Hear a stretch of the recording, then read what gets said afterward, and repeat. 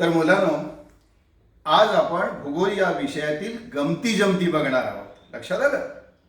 आपण ज्या पृथ्वीवर राहतो त्या पृथ्वीचे साधारणपणे 3 थर असतात. सगळ्यात बाहेरचा जो थर आहे त्याला भूकवच असं म्हणतात.